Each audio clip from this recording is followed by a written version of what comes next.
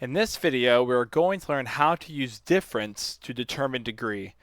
Now, in a previous lesson, we used differences to um, identify quadratic data, but this technique can actually be used on all polynomials in general. So, if I were to look at this data and find its first difference, I'm just going to call it first diff for short. As I go from -1 to 7, I'm going to identify how much it changed. So from -1 to -7, I went down 6. So that would be the difference from -3 to -2. If I continue this from -7 to -3, I see it goes up by 4, so plus 4. And then from -3 to -5, I see it goes up 5, so plus 8. And then from 5 to 11, I see that it goes up 6, so plus 6. And from 11 to 9, I can see it goes down 2, so -2. And then from 9 to -7, I see that it goes down 16. So we call those the first differences. Now, they aren't constant, and if they were constant, this would denote a linear function or linear polynomial, but it's not, so we're going to keep on going. So let's look at the next differences, which we call the second differences, which means that from -6 to -4, it goes up by 10, so plus 10. From 4 to 8, I can see it goes up by 4. From 8 to 6, I can see it goes down by 2. From 6 to -2, I can see it goes down by 8. And from -2 to -16, I can see it goes down by 14. Again, these aren't constant yet, so typically we say this was not quadratic data if those were not constant.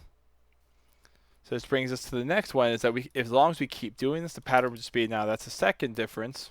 So if I did it again, that would be called the third difference. So from 10 to 4, I see it goes down by 6.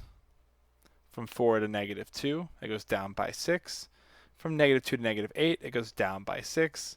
And from -8 to -14, it goes down by 6 again. Now these are constant. So the moment you get a non-zero series of the same number, that's when those differences are constant. And whenever the third differences are constant, that is a cubic polynomial, which a cubic polynomial is a degree 3 polynomial. So I'll say the polynomial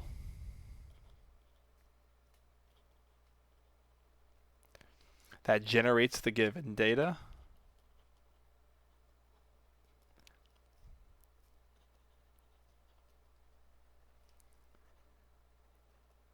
is degree 3. Is a third degree polynomial.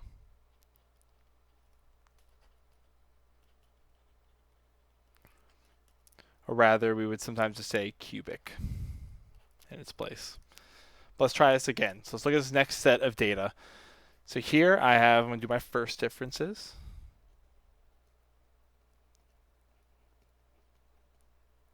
So from 23 to -16, so it's down by 23, then down by an additional 16 for 39. So down 39. Then from -16 to -15, that goes up by 1. Then from -15 to -10, that goes up by 5. From -10 to -13, that goes down by 3. From -13 to -12, that goes up by 1. And then from -12 to -29, it's another big leap. That'll go up by 41.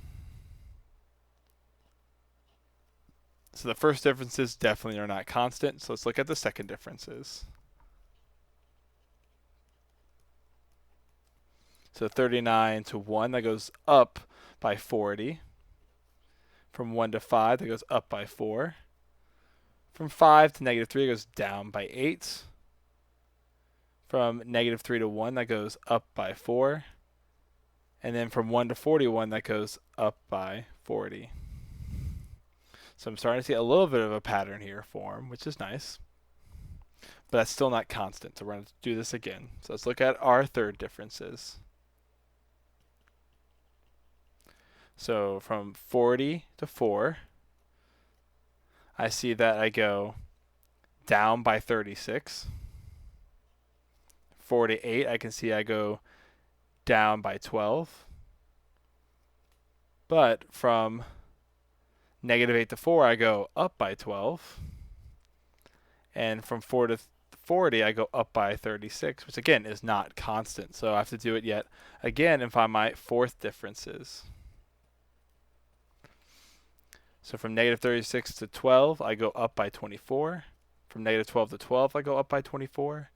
And from 12 to 36, I go up by 24. And as we're seeing here, now our fourth differences are constant. So this is a fourth degree polynomial. So the polynomial that generates the given data is a fourth degree polynomial,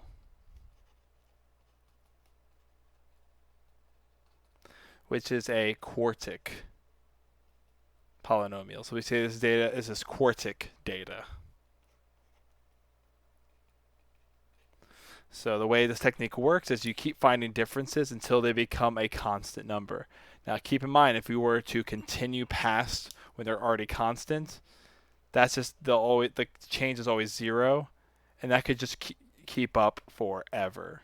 So we usually stop once we see that they're all the same number. And that is how you use difference to determine degree.